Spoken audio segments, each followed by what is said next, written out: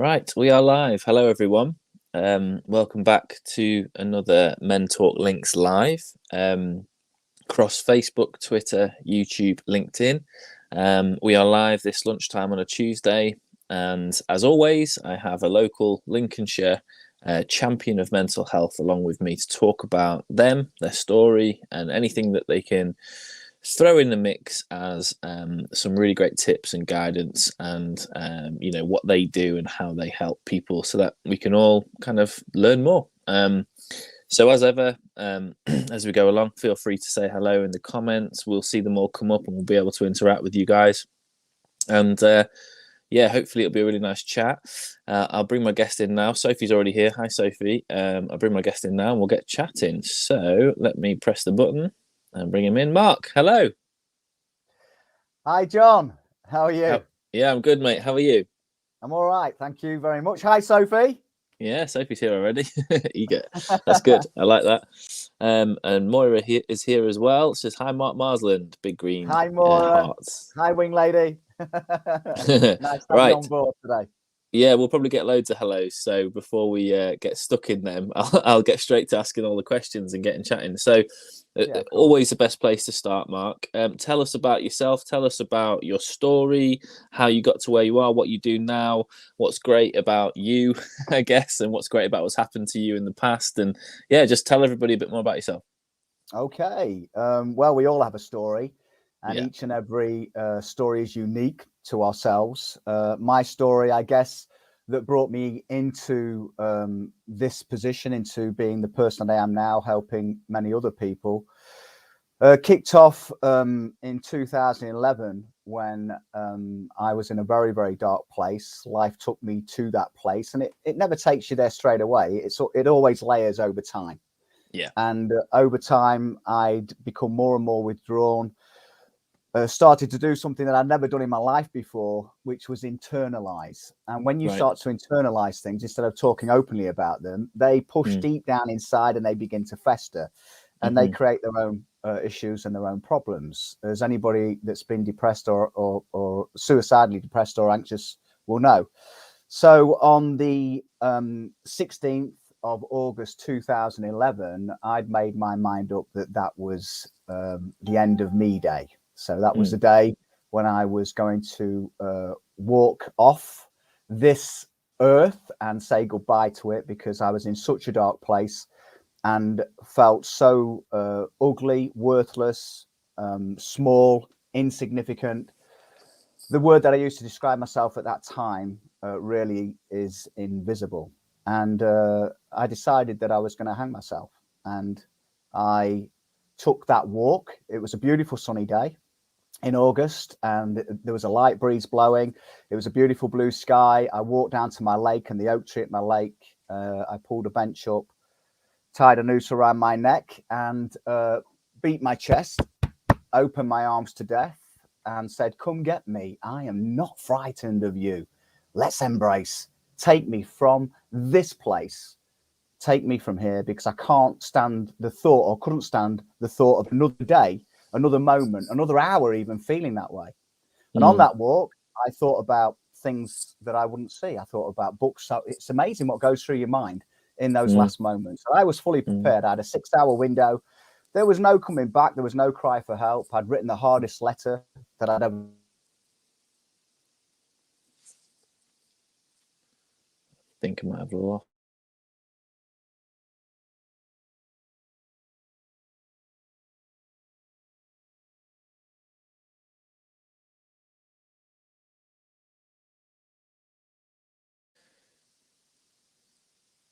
Are we back? If anybody's watching and can still see me, can they let me know in the comments?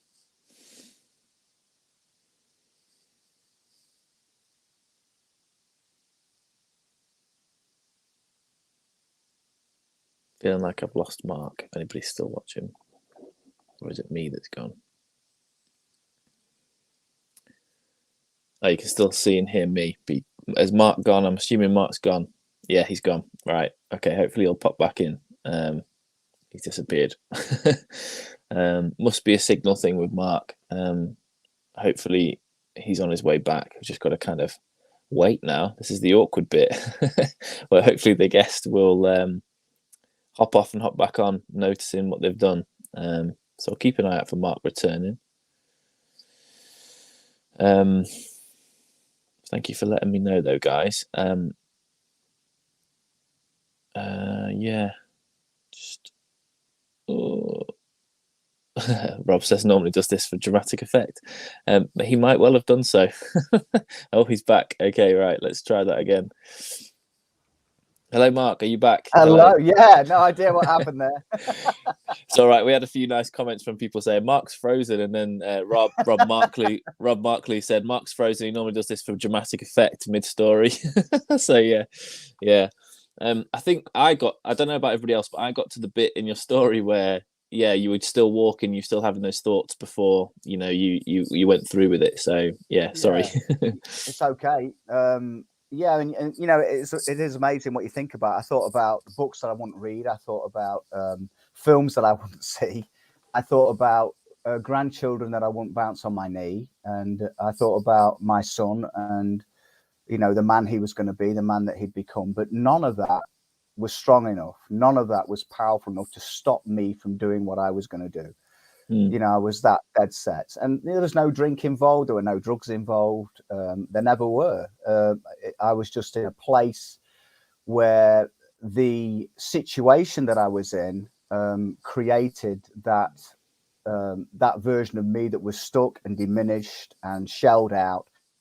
And I remember saying that. I remember saying at that time that I felt like a shell out version of the me that I used to be.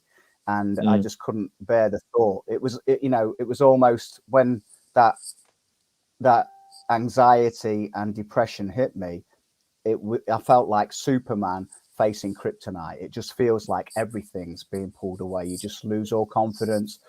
The simple tasks, the simple things like just opening an email or posting a letter become great insurmountable mountains to you, because you've got so much going on and so much noise going on, and you cannot settle, you can't sleep, you become emotionally and physically exhausted, and it just puts you in a very, very dark place. And that's where I was on that day.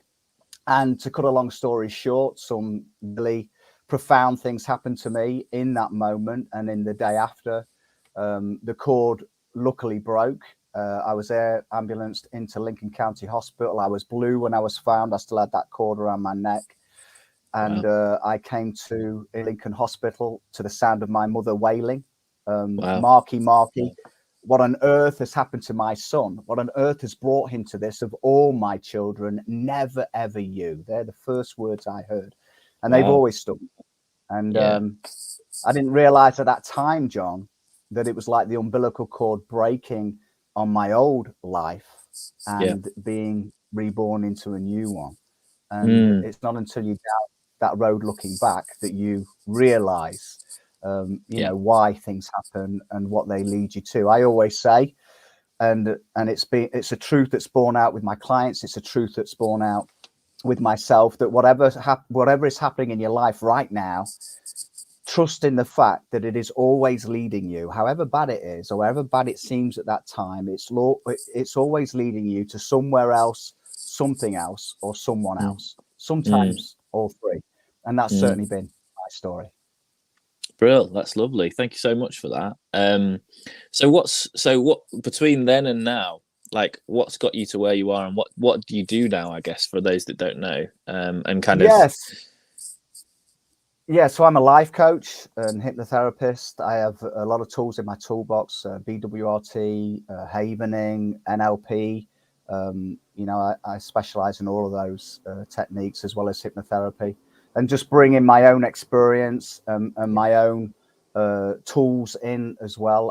I use a process with clients that I call glowing and growing, and that's taking them from stuck to unstuck. And it's the process that I went on. It's what that tattoo's about there. That's glowing and growing. That's where I was, small, diminished, invisible. And that process of glowing and growing is leading you to being your best self.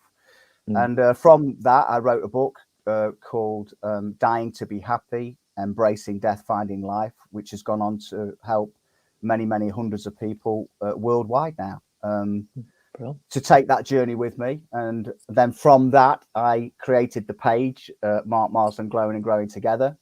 And that was in conjunction with that book. And that was supposed to lead anybody that read that book to that page and to each other. But it expanded. As often happens, it became something different and became, a community group within Lincolnshire that people use now. And from there, we created the first face-to-face meetings, Glowing and Growing Together meetings, which were going amazingly well until COVID hit, of course. And then we expanded on them more recently, as you know, into Glowing and Growing Together walks, where we walk together, and also linking up with other organisations like yourself and like It's Good to Talk, Lincoln, with Marie and Dan, of course, who have also been on those walks, and just trying to bring people together. And really, that's what I do. So because of the journey that I've been on, I didn't have a wingman. I always say, I look at myself as a wingman when I'm working with somebody, and they're my wingmen or wing ladies, and we go on this journey together, getting them from stuck to unstuck, helping them to let go of fear, anxiety, depression, phobias, trauma, and which all feeds into that anxiety and that depression issue. For me, I always feel, from my own experience and from a professional viewpoint as well, that anxiety always precedes depression. You don't just wake up depressed. You start to get anxious, that anxiety starts to build, and then it will layer over time. You unplug from life in more and more ways: intimacy, relationships, friendships, exercise, nature. And the more plugs that you unplug, the further down the rabbit hole you go, and the deeper down you go, until you're at a point where you're not connecting to life, you're not connecting to anything. And that process of plugging back in again is that glowing and growing process that I talk about. I can totally relate to all of that. I think that most people kind of, I guess, in the similar sort of realm as we are, and we're never finished, we're never sort of like kind of perfect. But I think when you're on that journey and you're growing and you're developing and you're finding a better version of yourself, or whatever you want to call it, the way you described that then is exactly kind of the stepping stones I went through over the last 8 years, I guess, with kind of unplugging and replugging in things and learning more about myself. And I talk very similar to kind of your messaging with regards to what I did. Was I became more aware, more self-aware, and then I became more accepting of what I was finding out about myself as it went by. And that's not accepting it and just thinking, oh, I'm just going to be, rubbish forever. It's accepting the good, bad, and ugly, but also kind of learning from what you can accept. And then from there, it's a case of the growth side of things. So I always talk about growth, and growing and glowing is the same sort of thing. But I just love what you said there about community as well. I think one of the big things that I massively believe in is people helping people. There's no magic pill, first of all, and there's never going to be a help that will work if you sit and wait for it to come. It is a case of, we need to talk more, we need to work together more, we need to connect more, and community is the best place for that. So I absolutely loved it. And talking of the walks, Sophie says, how come the walks have stopped, Mark? And didn't let anyone know. A lot of people love going on the walks and got a lot from them. And I know that there is a reason behind it. So I'll let you answer that. Yeah, it's twofold, really. One, the dark nights came in, and so you hit 7 o'clock and it's really dark, and what do? Do you have a torch walk, or whatever? And it's getting a lot colder, so it was always my intention to switch them to a Sunday. And the other thing was that it was taking too much out of me. And the one thing that I've realized, being who I am and doing what I do, is that you can't be there for everybody. And I was going through my own difficulties then, still going through change in my life. And how I embrace change, and change is good. And so I took time back for me. And when you're shining your light out there on other people, you need to make sure that the people that you're shining that light on are reflecting back at you and not draining you. And that's a really important thing. So it was just a question of pulling back, which I was very open about, very honest about, as I always am. I put myself out there. I don't wear a mask, and never have worn a mask since that day. And it's just about being your open, honest, authentic self. when we wear a mask, that's when we have issues. And Yeah. there were certain things that happened and certain things that were said in that group and from people in that group that fed back to me that deeply hurt me. And I realized that at the end of the day, people will always form their own opinions of what you do and who you are, and you have no control over that. And nothing was ever said to me. Things were said indirectly, but they feed back to you through other people. And I found those things deeply hurtful, and it just made me sort of pull back. And you think, you know, I'm giving my time freely. I'm doing so much to help other people. Maybe what I should do is focus more on my work, where I help an awful lot of people, and pull back more from that community stuff, which I've given freely. You know, that free time.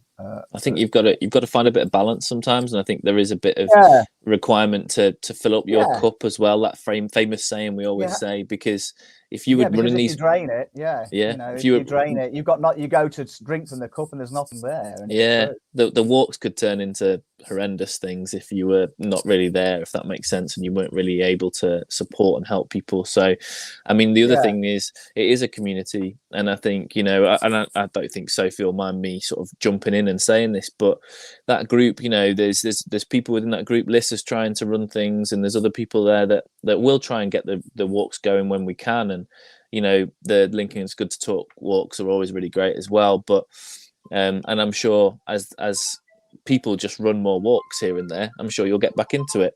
Oh, there's always someone who rings someone. Yeah, there is, just at time. Yeah.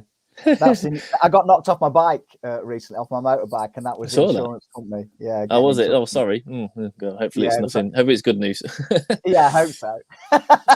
Let's go through. So let's go through some back on track. Yeah. Let's go through some of them comments now, mate, if you don't mind. Rob says, lived experience is so key to Mark's story and the impact he has with his clients and the change he makes in the world. Question, Mark, if it was your job, just your job, your only job, to change the world for the better, what one thing would you like to do that you aren't already doing? Good question. Wow. Yeah. Big question. I would love, that is a great question, Rob. You know, I used to have a vision, and it sometimes drops in, of being on a stage in front of thousands of people, and those people were holding balloons, which probably isn't economically correct now, or ecologically correct, I should say. And in that moment, which felt very, very real to me, I was doing a mass healing with them, so that they were all letting go of trauma. And as they released the balloons, all of these balloons were going up into the air, and each person was going through their own change and own transition. And the energy in that moment, feeding from them to me, from me to them, and with each other, was just off the roof. It felt so real. So I guess in answer to that question, just to impact as many people as possible in the world in a really positive, profound and powerful way, to create that change in them that creates that shift in them that moves them forward, so they become soldiers of positivity, and in turn they create soldiers of positivity because of the positivity they're putting out there. And so you know, that I would love to be able to help, you know, be in a position where I could help create shifts in a lot of people in one place. So you walk in holding on to things that are holding you back, and you walk out letting those things go. Yeah, love that. I love that. And I think that's kind of that ethos and that kind of background mindset of what you do. I think that's the reason why we connected quite well quite early on when I started MENTalk Links, because you were one of the first few people I connected with, and we spoke a bit. And I remember that kind of conversation actually about, this isn't about like one person like making everybody better. This is about letting people understand your journey, letting people understand that humans are able to find that positivity, are able to find their way, are able to do it. They just sometimes need an extra little bit of a guide and a little bit of a helping hand. And actually, once you do that, you give people the tools to be able to help more people, and that community aspect comes in again. And that's, I absolutely love that about kind of the way you feel about things. So that's great. Thank you. Brilliant answer. And it's having that passion, you know, you've got to have that passion for life. You've got to have that passion for people. You've got to have that passion to want to help people and be there for people. And when you are that wingman for somebody, and that person turns around to you and says, Mark, you didn't just change my life, you saved my life. Yeah. There is no greater gift that you can receive than those words. And I've been very blessed and very lucky that I've heard those words many times. And the only reason why I've heard those words is because that cord snapped, and because of the miracle of actually being here and surviving that full-on attempt to not be here, and because the universe had much bigger plans for me. And it's almost like, the universe was saying, how arrogant are you that you think you're in control, that you think you decide when it's time to leave, because there is so much left for you to do, so much left for you to learn. And this process of glowing and growing is something that you've been through and you get, and you are going to share now and help many, many other people. No, I love that. I love that. I really do love that. It's brilliant. And I think, like, again, it's something that, it's for me, it's that thing of being selfishly selfless, giving yourself to other people to improve them, and you get something from it. You get the energy from it. It's not, we don't do this for nothing. I mean, I've heard similar words to what you described there when I've done some of the work with the people that we have through MENTalk Links, and I find it really difficult to accept sometimes, and that's my own little issue. But the reason I find it quite difficult to accept is because I guess really it's unexpected to a point of the level of how profound the change is, or how profound the impact is. And I know that I can help people. I know that everybody I speak to will get something. But when they say that really profound shift, or that really profound you saved my life, that kind of message, it's quite big, and it's something that you need to take time to sort of accept, and almost let that hand pat you on the back kind of thing, because well done you kind of thing. So I think it's brilliant what you're doing.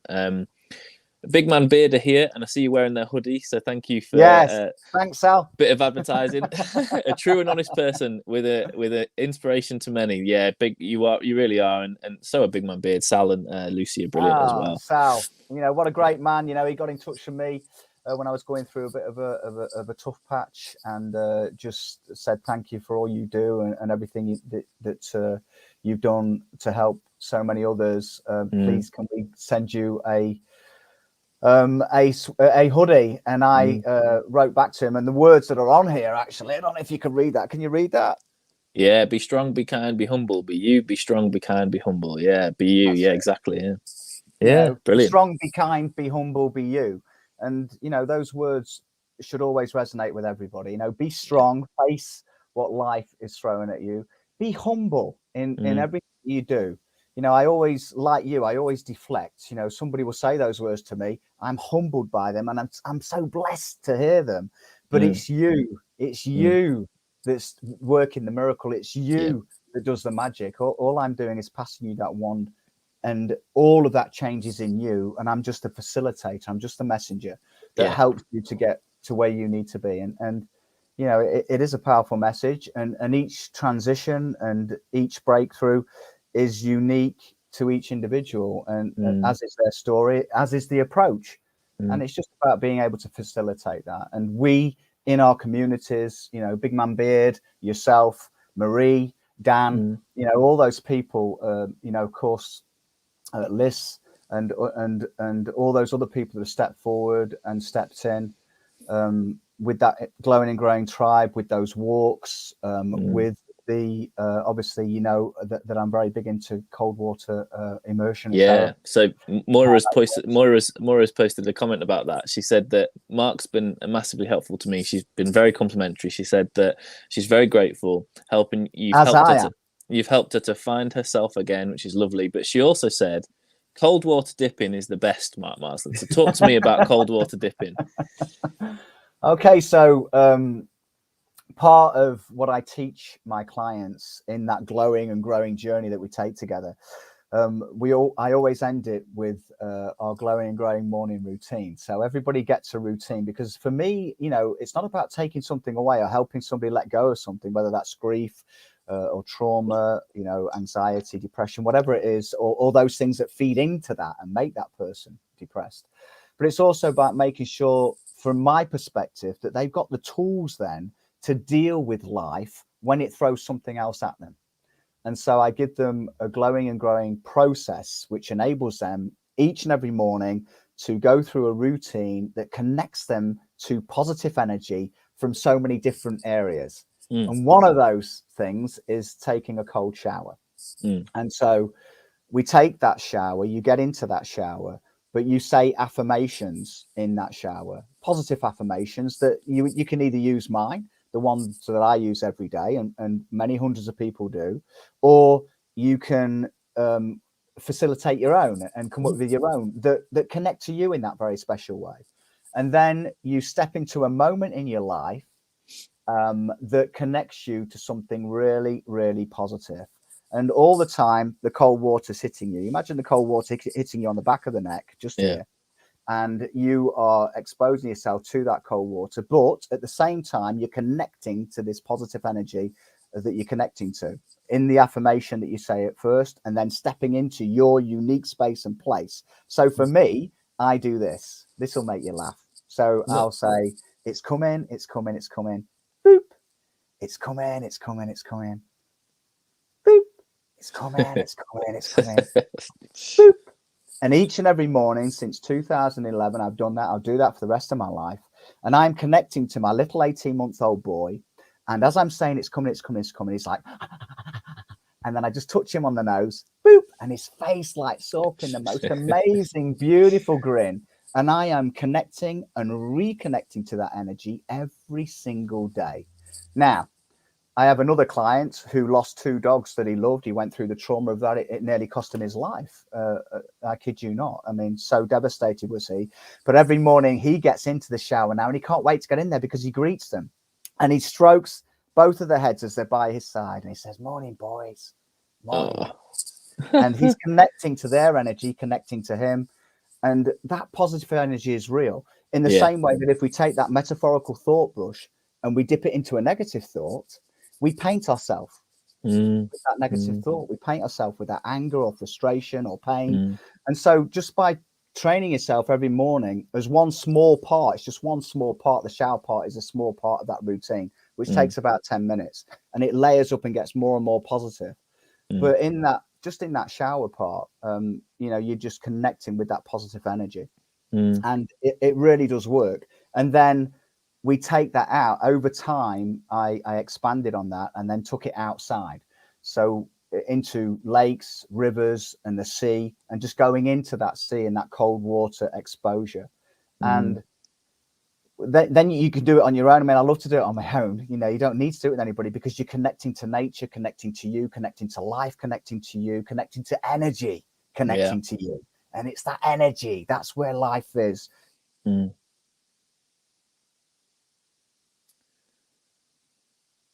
think Mark's frozen again.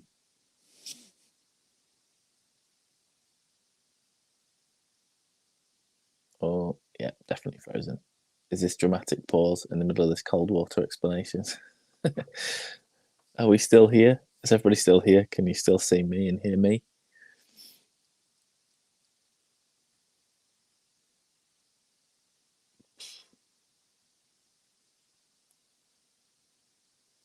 This is those awkward silences when the guest freezes like this.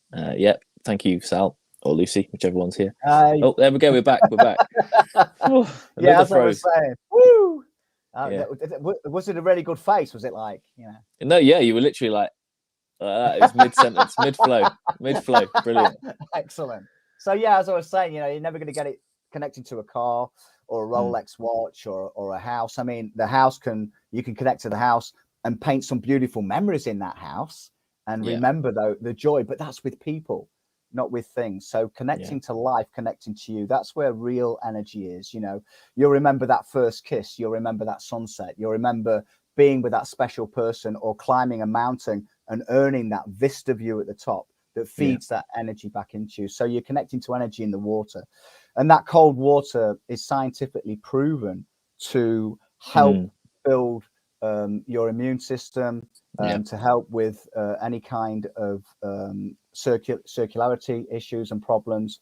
But for me, the biggest takeaway is that it builds resilience and resourcefulness in that person, because you're overcoming each time. You're walking into a situation that feels It's tough. You know, Yeah. I mean, my favorite time is from now through to February. So you're walking into the sea, or you're walking into a lake or a river, you know, and there is frost on the ground or ice, and you know, you're going into that really cold water, and everything in your body is saying, get out. Yeah. Yeah. And your mind is saying, no, get in.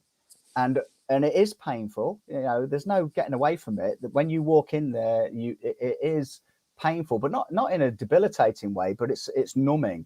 But Yeah. then you get through that pain, you get through that numbing, and you feel that cloak, that blanket of warmth, if you like, just coming up through you, and with that there's a euphoria. And then when you actually go down and come up again, which is my favorite part, it is that feeling of being reborn in that moment. Everything about you is heightened, all of your senses, all of your connections. So you come up, the sky looks bluer, you know, the trees look greener, you know, the noises are much sharper, the clarity is amazing.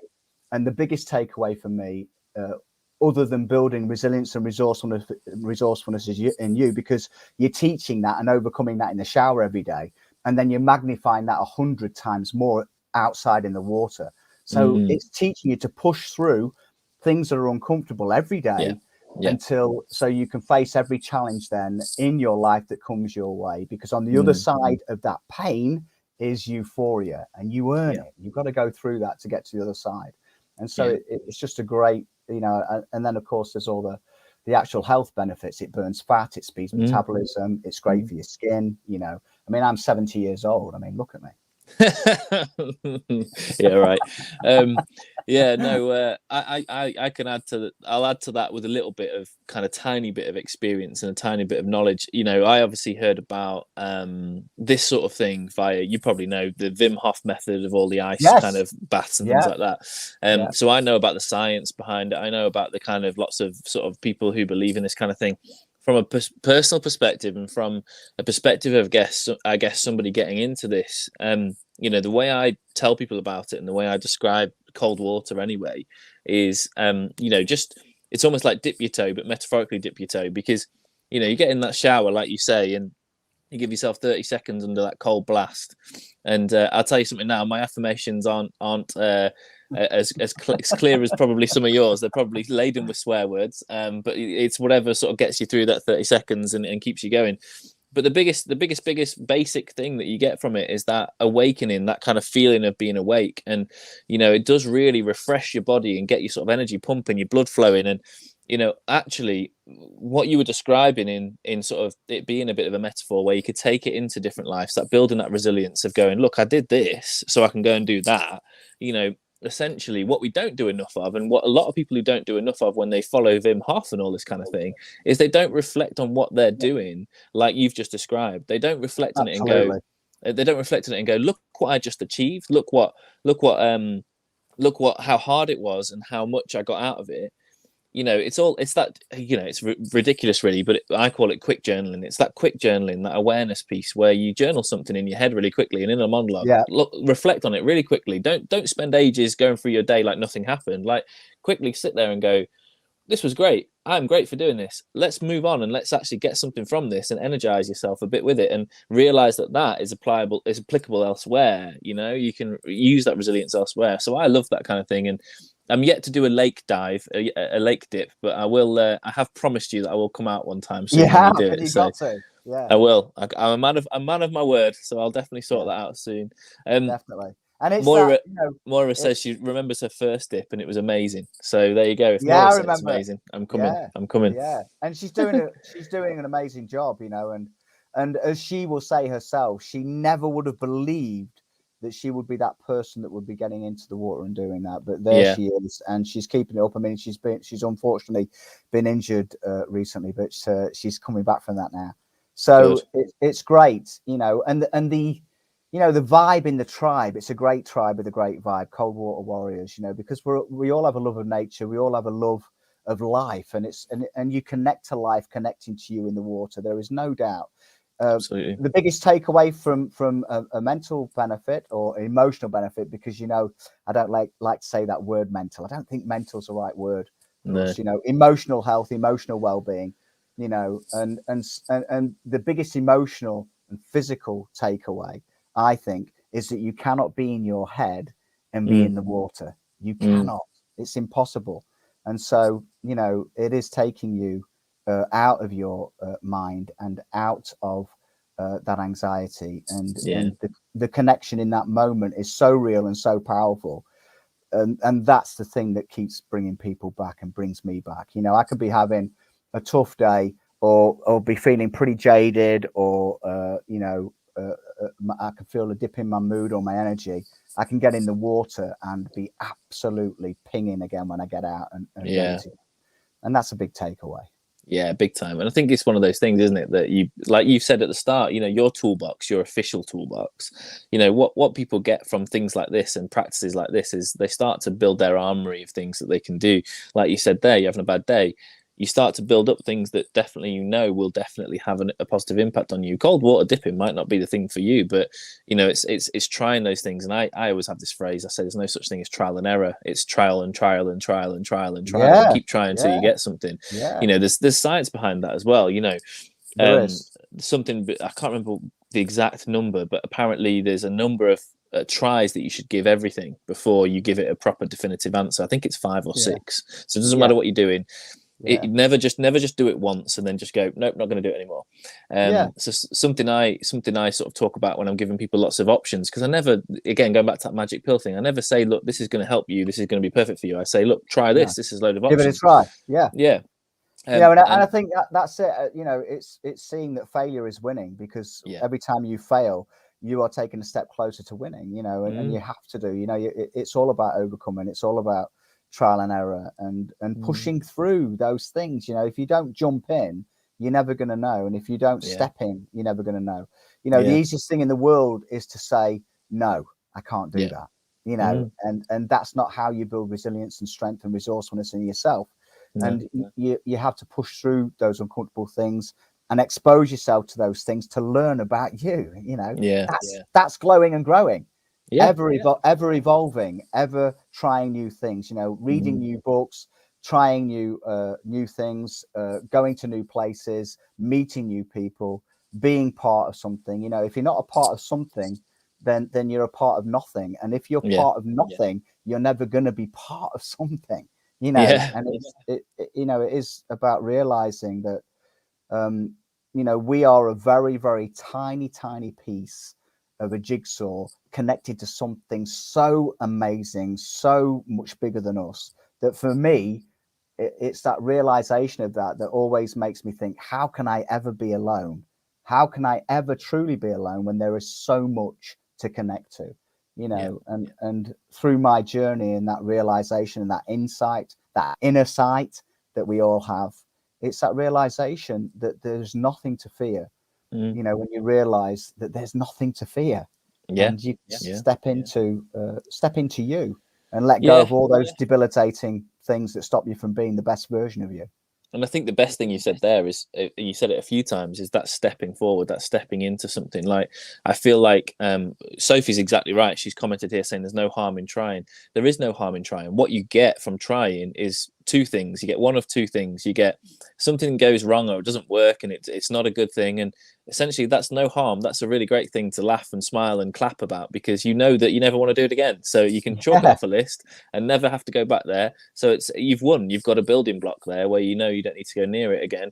Or the second thing is it works, and then you buzz in and everything's great, you know. So there's genuinely no harm. But all of those stuff, all that stuff I've said and all the stuff you've just said, you know, essentially this isn't a handout. This is something that you have to step into. You have to look forward and take that sort of step. And you know, a lot of people build it up so much just to try the smallest thing or do the smallest thing, that they create their own fear. They are the creator, the master of their own fear around something.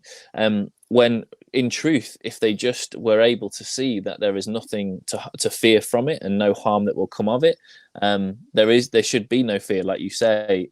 So I absolutely love that, and that's something that I can resonate with regards to the old me. You know, before the journey I've been on, I used to be frightened of trying everything. I remember vividly being, you know, deeply anxious and depressed about something so trivial, like Driving lessons, going to a driving lesson. I had this horrible crippling anxiety about driving lessons. And everybody gets fearful about driving because it's something that's new and unknown. But, at the end of the day, we've all got to kind of try these things and get to know these things. And you can't do anything without learning it. So absolutely. And fear, what is fear itself? Fear is a lack of knowledge. Yeah. That's all it is. And fear is your own perception about what you think is going to happen, or what you predetermine in your own mind that might happen. And of course, then that stops you from stepping into that situation that you may actually get so much from. And invariably, it's always different from the way that those untruths in your mind paint it. And the reality is that you always learn something. I always say, life is our greatest teacher. She is the only teacher that gives us the tests before the lessons. And that is a truth. And it's the hindsight of going through those things that makes us realize that if this didn't happen and that didn't happen, I wouldn't have met you, I wouldn't have gone there, I wouldn't have seen this, and that wouldn't have led me to where I am now. And so we're always ever learning, ever growing and growing. And it's not about what something, the fear of what something might take from you. It's about what it teaches you. There's always a lesson. There's always a lesson. And it's what about, it can give you. Being willing to accept that even if you don't like it, what did it teach you? What did it receive it. Let it come in. I love that. Exactly. And Sophie says it's the unknown that's the hardest. And what I always say to people is, well, the unknown, you've got two options of how that sort of is to you. Is essentially, again, really, let's make it really basic here. If you don't know something and you're scared of that, quantify that. What's your reason for being scared of something you don't know? Well, it's just, and no one's really got an answer for that because you don't know anything about it. Exactly. So, until you've done it, So if you fear something that you know because of experience, that is a little bit different. You've experienced something that's painful before and you have to go through it again. Okay, that's more understandable. But actually, as well, flip it. You've been through it before. You got through it before. You're still here now. You're still standing now. So there is tools and stuff you can learn from it. So it goes back to what you were saying. The stuff that you have to go through, or the stuff that's there, you've been through before. Learn from it. The stuff that you can throw away and never touch again, then that's a win, isn't it? So it is a lot about reframing your mindset, I think. And, it is, and recognizing also that that in that reframing, and in that learning, and the earning comes from the learning. And wisdom is the gift of suffering. We go through those things that are very hard, and in that suffering we gain strength, and through that strength we gain knowledge, and in that knowledge we gain that golden nugget of truth, which is wisdom. Wisdom is the gift of suffering. And so it's okay. We're always going to be suffering. We're always going to be suffering. Nobody escapes that suffering, but it's how we choose to perceive it. You can perceive it in a negative way, or you can perceive it in a positive way. Not what it took from me. What did it add to me? What did I learn?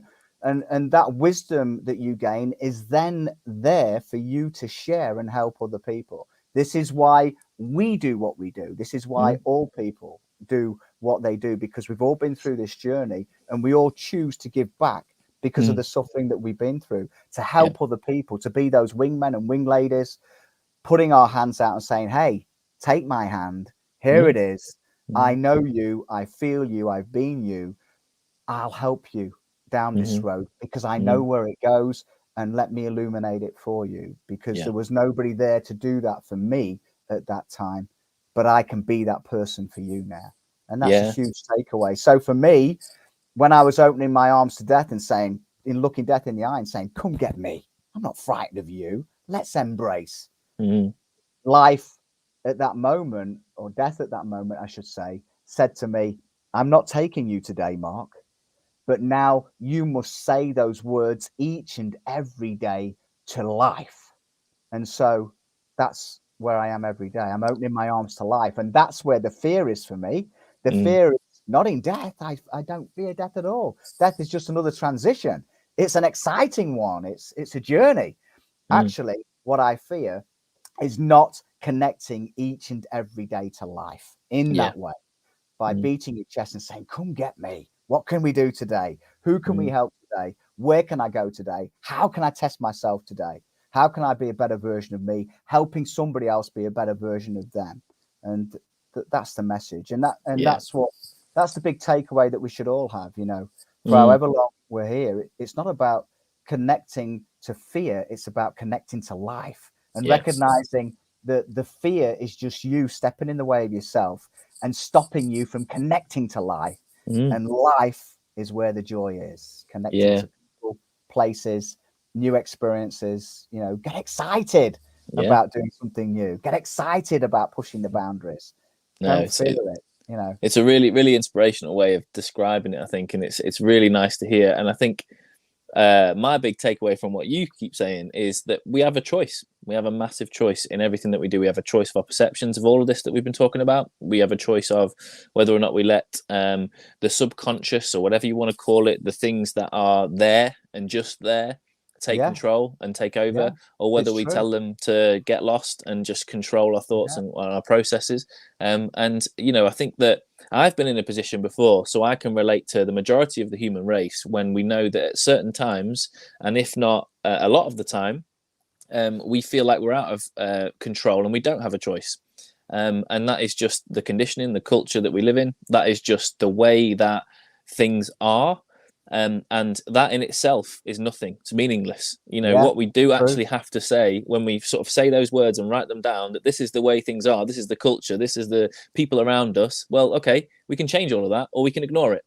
You got a choice, So I do really feel inspired by the stuff that you say, you do. And I think it's brilliant. And I feel that, it's infectious, really. I don't really kind of see how anybody who comes across you can really walk away going, that's boring. Do you know what I mean? Like, it's really nobody can say I've had a boring life. That is very true. I've been very blessed in the people I've met and the journeys that I've been on with the most amazing, beautiful, profound and positive people.